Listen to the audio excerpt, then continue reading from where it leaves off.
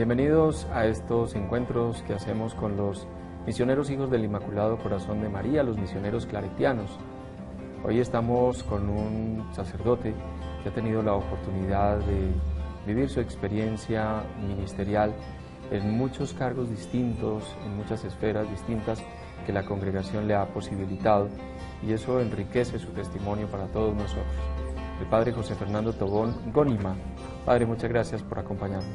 Encantado, Alejandro. El apellido Gónima no lo conozco mucho, ¿de dónde viene? Pues es muy paisa en ¿Sí? la generación anterior a la mía, pero parece que tiene orígenes españoles, pero no tengo muchas referencias al respecto. De la ascendencia del apellido. Exacto. Si era el de su mamá, entonces. Por parte ¿Cómo se de mi llamaba mamá. la mamá?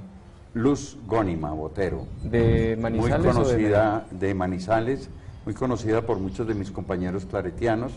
¿Por qué? Porque empezando con la entrevista, el origen de mi vocación claretiana se debe a que mi casa está situada en Manizales, en el barrio Versalles, apenas a una cuadra del seminario claretiano en esa época, el Teologado.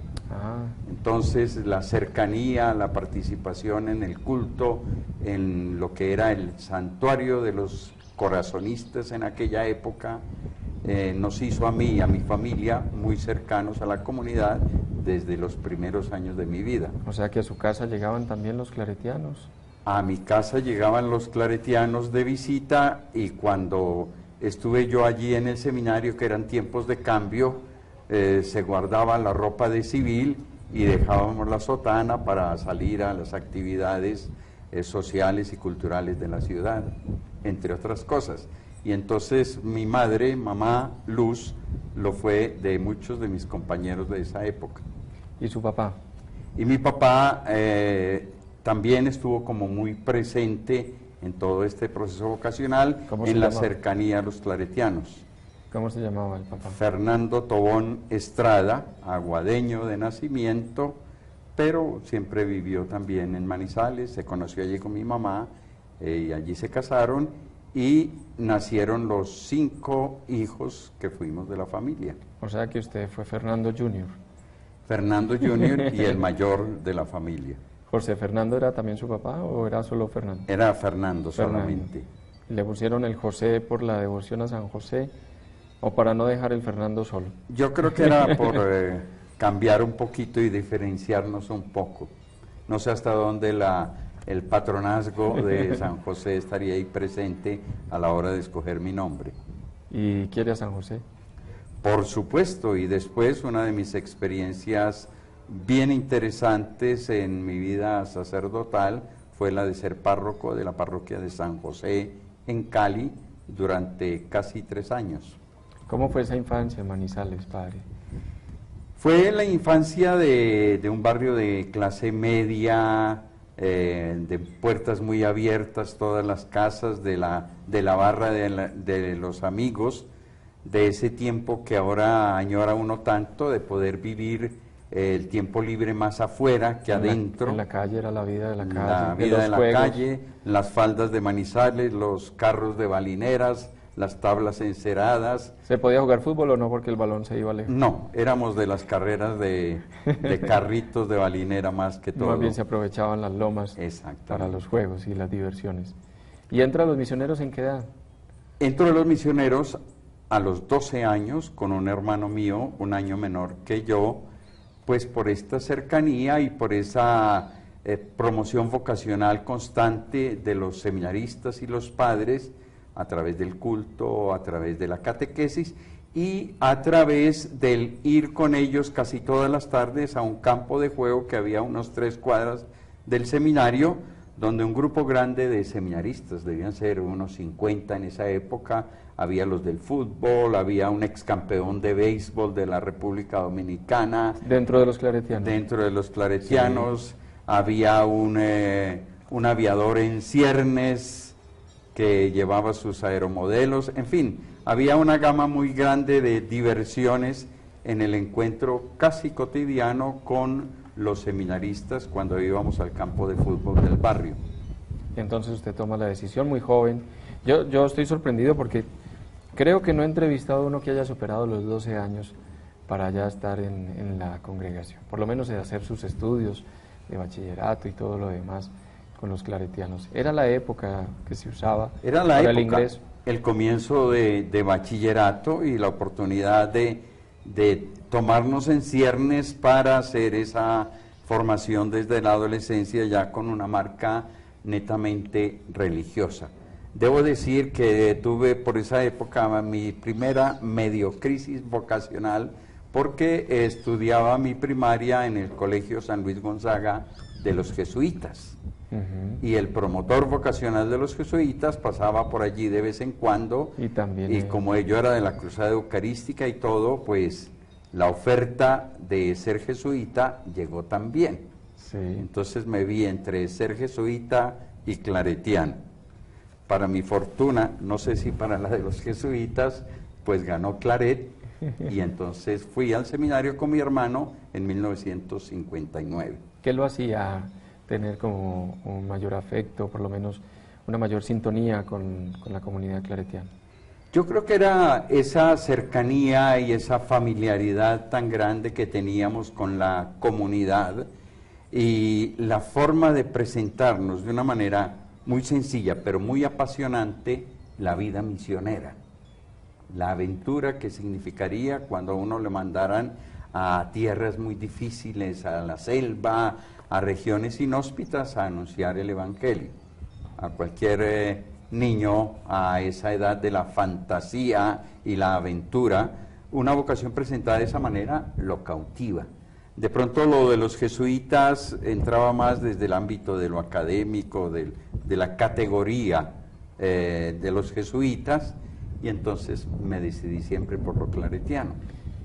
¿A qué edad se ordenaba, padre José Fernando? Me ordené a los 25 años, en 1972, en un tiempo muy interesante. Había terminado en el 65 el Concilio Vaticano II. La clausura del concilio coincidió con nuestra primera profesión religiosa como claretianos, es decir, terminado el año de noviciado. Fuimos 33 novicios como de 4 países y se logró colar por entre la clausura del noviciado esos primeros vientos de renovación y de avanzada que significó el concilio. ¿No lo sorprendieron a usted? Nos sorprendieron gratamente y nos abrieron unas perspectivas inmensas que varios de nuestros formadores después, en el tiempo que pasó entre el noviciado y la ordenación, que son los estudios de filosofía y teología, nos abrieron horizontes grandísimos, los de la iglesia y los de la congregación, para vivir el cristianismo y para vivir la misión mucho más conectados con la realidad, superando esquemas un poco de tipo monástico, atavismos y tradiciones, que no es precisamente lo que es la esencia del Evangelio y la inspiración del Padre Claret en su tiempo. Entonces estaba cómodo usted desde el inicio. Estuvimos muy cómodos. No hubo crisis ahí. No hubo crisis, pero hubo siempre la controversia y el debate que se dieron tanto en la iglesia en esos años posteriores al concilio, y donde naturalmente nosotros, pues por juventud y por la inspirada apertura de varios de nuestros superiores y profesores, pues estábamos siempre del lado de la apertura, del lado del cambio o del retorno a lo más genuino, a lo más revolucionario y liberador del Evangelio. Qué maravilla. En ese año, en el 72, usted hace parte del equipo de Radio Cóndor, una experiencia distinta, digámoslo así, dentro del ministerio y muy valiosa para la sociedad. ¿Cómo fue esa participación en Radio Cóndor? Es usted locutor, tiene una voz muy valiosa dentro de la radio. Tuvo la oportunidad entonces de trabajar en los medios de comunicación. Sí, desde los tiempos del seminario, con esa apertura que digo, donde nuestros superiores nos alentaban a ser muy estudiosos de la filosofía y la teología y todo lo religioso, nos alentaban también a pensar en nuevas formas de comunicar el Evangelio, en conectar permanentemente con todas las dimensiones de la realidad. Conectamos ahí con una afición innata a medios como la radio en esa época. Tuve oportunidad de hacer algún curso, veo yo los nombres de directores de noticieros hoy, de gente muy de los medios, fueron compañeros míos en ese primer curso de locución que hicieron estando yo por ahí en segundo de teología. Y llegó la oportunidad, una vez ordenado, inclusive cuando fui ordenado, los superiores me iban a mandar a Quibdó, junto con otro sacerdote, a fundar una emisora claretiana.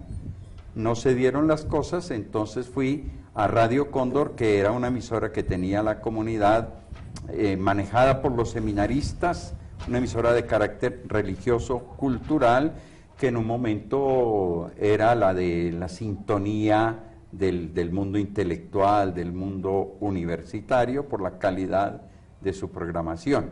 ¿Y ahí qué hacía?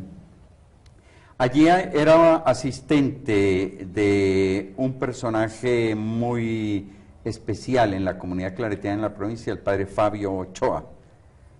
Un hombre polifacético, de una profunda cultura, de una acendrada espiritualidad, pero muy práctico en esto de los medios. Entonces, con él preparábamos alguna programación de tipo religioso, supervisaba yo toda la parte noticiosa, que era un poco pirateada, ahora sí se puede decir, de la onda corta, de Radio Sutatensa y de La Voz de América, en fin, noticias como que fueran un poco distintas de lo que era la información dada por los medios locales. Entonces yo estaba allí en la jugada, en la redacción y a veces en la locución. Una faceta que nunca me hubiera imaginado era la de terminar también como comentarista de fútbol. ¿Así? Porque Radio Cóndor tenía un programa los domingos que era música y goles, ¿no? Con una presencia en el estadio, pero solo de transmisión de los goles o de los momentos álgidos del partido. Algún día me dio por ir a la cabina y el locutor me pasó y me presentó de una como nuevo comentarista, sin que yo fuera muy técnico en esas cosas, pero fue parte como de mi aprendizaje, oyendo pues voces muy cualificadas del mundo deportivo, como Javier Giraldo Neira, por ejemplo, a quien oía yo por el audífono para poder decir como mío lo de él. Y hoy estaría feliz usted comentando sobre la selección Colombia con todo lo que ha hecho, ¿no? Pero bueno, pasa a La Estrella en el año 74 ya a Pastoral Juvenil. Digamos, otra faceta muy importante dentro de la comunidad que es, supongo yo, que también un poco hacer la promoción vocacional.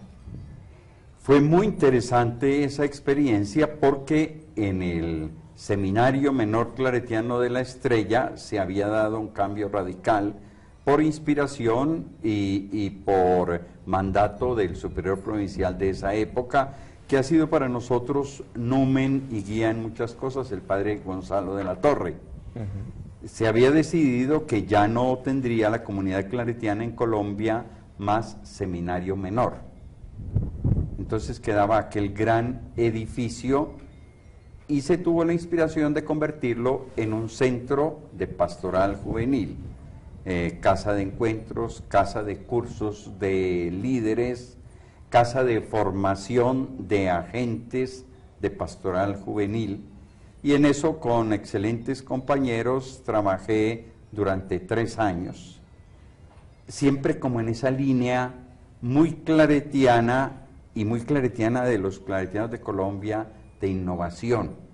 En este caso guiados un poco por la inspiración del padre Vela y toda la propuesta de pastoral juvenil de la Universidad Javeriana, de los jesuitas pues de Colombia, un poco la inspiración también de la Central de Juventudes del padre Fernández, que nosotros adaptamos dándole un tinte muy claretiano que nos permitió entrar durante esos 3 años, en contacto con muchos jóvenes de los colegios, no solo de Medellín, sino de otras ciudades del país, y hacer unos cursos de líderes juveniles que yo creo que han dejado como mucha huella en los que participaron en ellos. ¿Y salieron vocaciones de ahí?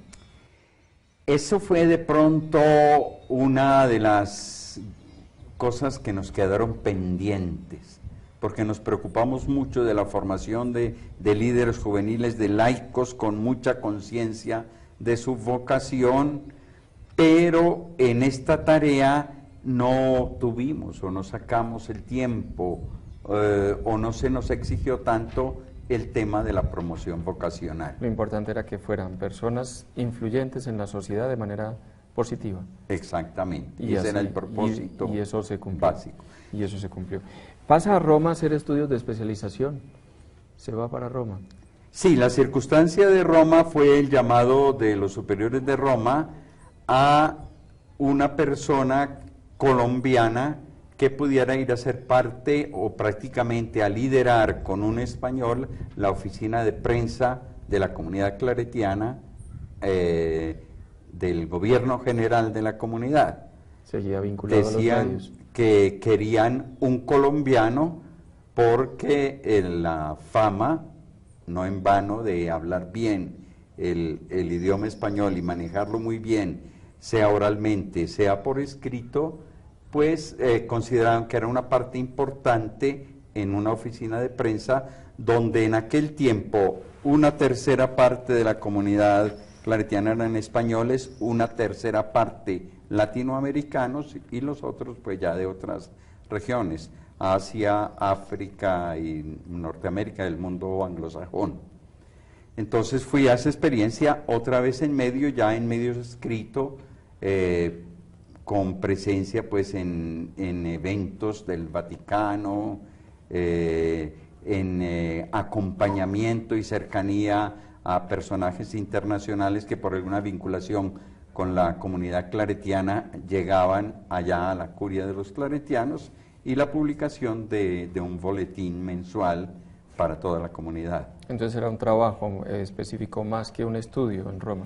Bueno, ¿O también estudio? El estímulo a este trabajo era la oportunidad de estudiar en ese medio. ¿Y qué estudia? Fue así como tuve la oportunidad de estudiar un diplomado en comunicación audiovisual en la que entonces era la Universidad Prodeo de Roma, una universidad de la Acción Católica con un lujo de profesores que venían del mundo del cine, asistentes de los grandes directores del neorrealismo italiano, pues de la parte final del mundo del periodismo italiano, lo cual fue una experiencia fabulosa de conocer muy por dentro la cultura italiana, pero también el manejo de los medios al estilo de ellos. ¿Qué huella le quedó de ese tiempo? Yo creo que una capacidad de mirar el mundo con mucha apertura y mucha agilidad para pescar dónde está la novedad, a qué procesos hay que seguirles, y una forma como agradable o innovadora de presentar siempre o de darle ese tinte a la comunicación, sea interpersonal y mucho más a través del ministerio. Regresa a Colombia y se dedica a la formación de los jóvenes. Paralelamente trabajamos dos cosas con otro excelente equipo de compañeros: la formación y el comienzo y primer desarrollo del primer equipo de pastoral de la comunicación o de medios audiovisuales que llamábamos en ese tiempo, y que tomó el nombre de Compás, Pastoral de la Comunicación, que creamos ahí en Manizales con un grupo de compañeros, el más destacado de los cuales y muy conocido, no solo dentro de la comunidad, y yo diría que casi más fuera, Luis Alberto Álvarez. Claro, que hacía la crítica de cine, acababa de llegar de Alemania con un bagaje cultural grandísimo, pero también con una mirada al mundo desde lo teológico, pero también desde lo social y cultural muy amplia, que nos permitió trabajar de manera excelente, sobre todo en el campo de la producción de programas de diapositivas, con su musicalización a través de cassettes, en cursos de preparación a los sacramentos, en cursos, en programas de diversos temas, y ya de parte de Luis Alberto, sobre todo, pues ya esa incursión en la crítica del cine a través de la prensa, en La Patria, en Manizales, alguna vez en El Espectador y muchos años aquí con El Colombiano en Medellín. Inolvidable, supongo, esos tiempos de un hombre que hacía unos foros además valiosísimos en nuestra ciudad. Era delicioso escucharlo hablar del cine y de invitarnos a una reflexión más profunda de lo que pasaba en la pantalla grande. Cuéntenos de él, cómo era él, ya que no podemos entrevistarlo, pero cómo desaprovechar su amistad con un hombre tan valioso. ¿Cómo era Luis Alberto, si lo tuviéramos que recordar? ¿Qué resaltaría usted de él? De Luis Alberto yo lo recuerdo tan grande como su dimensión física. Nosotros estuvimos, un año estuvo trabajando con Paz en Manizales, pero después pasó a Medellín, donde se hace tan amplia y tan aceptada y acogida la acción de Luis Alberto en el mundo de la cultura y los medios. Y siempre pude admirar en él, ante todo, una formación personal de una calidad altísima, un acervo cultural en los campos de la literatura, sobre todo de la música. Pero ¿cuál era su enfoque? ¿Qué buscaba él a través de la crítica del cine? ¿Qué quería dejar en la audiencia del Cuando cine? a él le preguntaba, bueno, usted como sacerdote, ¿qué hace haciendo crítica de cine o dirigiendo un ciclo radial de estudio de la ópera o de la vida de Mozart? Su idea siempre es buscar todo lo que enaltece lo humano, luchar por un humanismo integral, abierto, desde la perspectiva del Evangelio, desde la inspiración claretiana con estas características de atención a los más pobres, de generación de solidaridad, de sinergias de comunidad, de multiplicación de liderazgos. Entonces él decía, mi parte, más que en el púlpito, más que en la cátedra explícitamente religiosa, es aprovechar todo lo que los medios me pueden dar para transmitir ese mensaje del humanismo desde la perspectiva cristiana. Luego viene un nombramiento, padre, que para algunos puede ser difícil, para otros pues tal vez más llevadero. ¿Cómo lo vio usted? Lo nombran superior provincial en el año 82. Yo creo que esa vez y la vez siguiente, porque tuve la oportunidad de servir a la provincia 2 veces como provincial, fue un amable y generoso reconocimiento de parte de, no solo de mis compañeros, sino de mis mayores en la comunidad claretiana, pues a un modo como muy nato, que yo lo debo muy en parte al estilo de mi padre y de mi madre, de estar siempre como al servicio de los demás, de, como dice la definición del misionero, no arredrarme ante nada, como que mientras más difícil sea la cosa, pues ahí estoy yo. Mientras ¿no? más bravo el toro, y mejor la corrida. Y dicho para uno que estuvo en la Feria de Manizales, tiene toda la razón. Y algo que yo reconozco y le agradezco a Dios, una cualidad innata como de liderazgo, de servir a los demás, del liderazgo. Asustador porque pues en aquella época no se estilaba un provincial tan joven, creo que he sido de los más jóvenes de la provincia. ¿Con cuántos años? Yo llegué a ser provincial, eso fue en el 82, 30, 32 años tenía. Muy joven. Y esos dos provincialatos, del 82 al 85 y después del 92 al 95, 10 años después, fueron unas oportunidades muy grandes de encontrarme con el inmenso valor histórico, carismático que tenemos los claretianos de esta parte de Colombia, de nutrirme y de conocer mucho en el acercamiento personal a todos los individuos de la provincia y de encontrar aceptación y ganas de trabajar y posibilidad de darle causas a las iniciativas, a los intereses y a las expectativas que la misión claretiana ha ido inspirando en muchos de mis hermanos. Y la provincia le sigue generando espacios diversos. Ahora se vuelve rector del Colegio Claret. Claro, entre esos dos provincialatos está lo que tú mencionabas, ese servicio a la congregación entera. ¿En Cali? No, en Roma.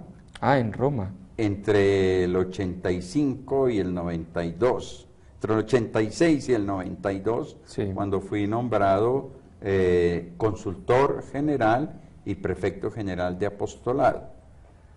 Fue un poco como por descarte, más bien por sustitución, porque el latinoamericano que se había nombrado para el gobierno general en el capítulo en que yo estuve, por problemas de corazón, tuvo que renunciar. Entonces a mí me llamaron a sustituir.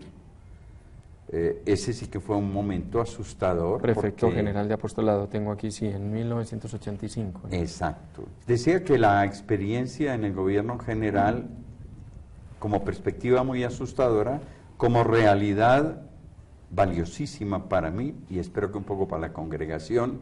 Primero porque nuestro superior general, el argentino padre Gustavo Alonso, era un sabio y un hombre que tenía la congregación en su cabeza y en su corazón, y era una guía segura, y uno se sentía muy bien a su lado, lo mismo que con los consejeros, un alemán, un norteamericano y varios españoles. Entonces fue un tiempo muy interesante. Tuve la fortuna de conocer la comunidad claretiana en 27 países, de conocer todo tipo de experiencias, de dirigir 4 capítulos provinciales en Estados Unidos, en Brasil, en la India, en España. Entonces era como una oportunidad de devolverle a la congregación lo que ella me había dado, pero haciendo unos aprendizajes de tipo cultural, de tipo religioso, de tipo social inmenso. Y termina usted siendo rector del Colegio Claret. En Madrid hace un curso de renovación. En Cali la parroquia Colseguros, la parroquia de San José de la que nos hablaba al comienzo. Y actualmente en Hogares Claret. ¿Cómo resumir todas esas distintas experiencias? Sí, mi presencia en el mundo de la educación, que era nuevo para mí, pues como inmersión directa en la rectoría del Colegio Claret durante 13 años, fue una experiencia muy rica, otra vez de aprendizaje, otra vez de misión compartida, de bajarse uno de los títulos y de dejarse acompañar y aprender muchas cosas de un equipo docente de una grandísima calidad y de mayor mística claretiana todavía. El paso por la parroquia fue relativamente fugaz y se sorprendían algunos, casi yo mismo, cuando a los 40 años de mi sacerdocio apenas vine a ser párroco. Y terminé siendo párroco y rector,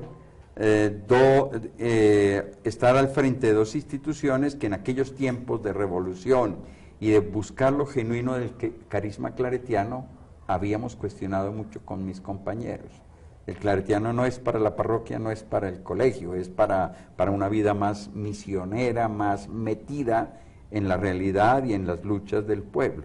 Sin embargo, fue descubrir desde otras perspectivas el valor evangelizador de presencia en esas dos instancias. De la parroquia rescato muchísimo el volver a ser vecino, persona de barrio, sobre todo viviendo en ese estupendo barrio de Cali que es Cristóbal Colón.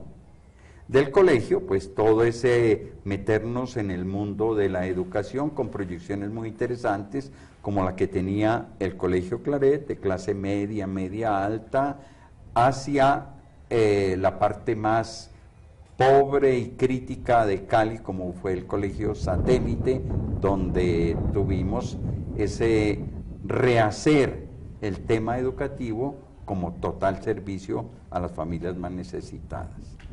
Y ahora en Hogares Claret. Y ahora en Hogares Claret, pues es la oportunidad, primero que todo, de encontrarme con un compañero de curso de toda la vida y compañeros de danzas en el mundo scout, en iniciativas muy interesantes del seminario, que es el padre Gabriel Mejía, y de retomar toda esa experiencia pionera de él, tan carismática, para meternos en un mundo tan complejo como el de buscar rehumanización, resocialización de la gente metida en las drogas, de los niños de calle, de los jóvenes en responsabilidad penal, de los jóvenes que se han retirado del conflicto armado y buscan nuevas oportunidades en la sociedad. Es una experiencia a través de misión compartida con los 600 trabajadores, educadores, equipos interdisciplinares que tiene Hogares. Es una oportunidad de ir a lo más pobre y lo más desbaratado de la sociedad, sobre todo los jóvenes, y de ser para la sociedad hoy una instancia de alternativa, una instancia de cuestionamiento a todo lo que significa la beneficencia, a todo lo que significa desarrollo social y sobre todo reeducación. Gracias, Padre, porque esas selvas que lo animaron al comienzo las encontró usted ahí en los medios de comunicación, en los colegios, en la formación de los estudiantes, en el trabajo que pudo hacer apoyando la Casa General, siendo provincial en Colombia, y pues permitiéndole a muchos jóvenes ahora que descubran que hay un sentido de la existencia que los invita a redescubrirse como personas, que son los Hogares Claret, ¿no? Ahí donde está trabajando todos los días de su vida en este momento, con toda la entrega, con todo el amor, con toda la pasión por aquellos que a veces excluimos y olvidamos. Muchas gracias. Gracias a ti, Alejandro.